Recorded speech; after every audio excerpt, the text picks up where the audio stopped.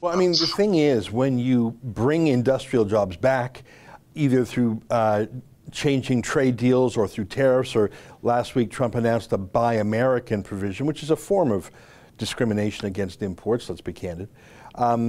When American unemployment is at some of the lowest rates in recent history, you are going to have pressure from some factories, from some employers saying, let us have more workers. We need someone who's going to work the drive-through. I mean, in Canada, we had something called the Temporary Foreign Workers Program.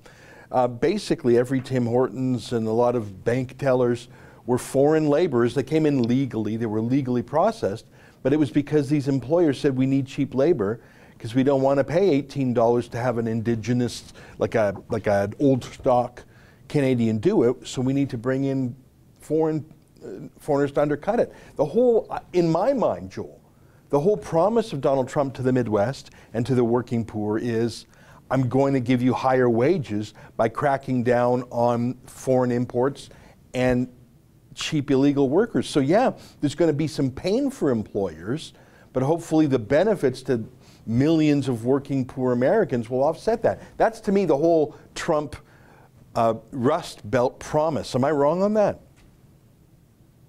I think that's the promise as articulated at least by some in Trump's camp. I'm not sure that restricting legal immigration is necessarily going to make American workers better off. Now, it's easy for me to say that because I'm an immigrant. So I think immigration is great. And I also think that in general, skilled immigrants create more American jobs because skilled immigrants create more value, start more businesses, that sort of thing. Not more than Americans, but you're bringing in people who are generally entrepreneurial if you can select those people. The problem with illegal immigration is it's unselected. People just come if they want to come.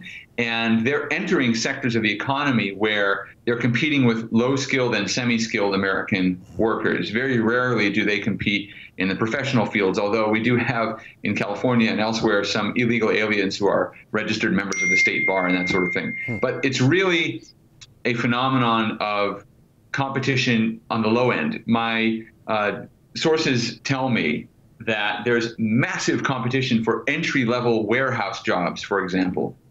For the most part in our economy, there are more jobs than people right now. That's how fast we're expanding. But for the entry-level jobs, it's still very difficult to get those positions. And so that's where you're seeing Americans competing with foreigners. And especially if those foreigners are illegal, but really even if they're legal, you're going to see some pushback against liberal immigration policies. So there's some truth to what Trump is saying economically, but I'm not sure that in general the phenomenon of legal immigration is always going to create more competition for American workers or drive down wages. I think as long as you're prioritizing skilled immigration, you're going to create more value, create more jobs, create more tax revenues, do all these good things for the American economy, which is why Canada has an immigration policy that prioritizes skills. There was an American critic of Trump who said that what we should do with our immigration policy is take Canada's law, stamp Made in America on it, and make it our own. Obviously, that's an oversimplification, and not everything is hunky-dory with immigration in Canada. I'm aware of that. But the Canadian approach makes more sense than the one we have in the United States, which is outdated by several decades. Yeah. That's an excerpt from the Ezra Levant show. Every day, I do a video monologue, and then I interview an interesting guest, and then I end by reading my hate mail. But you've got to subscribe to it, which you can do at therebel.media/shows.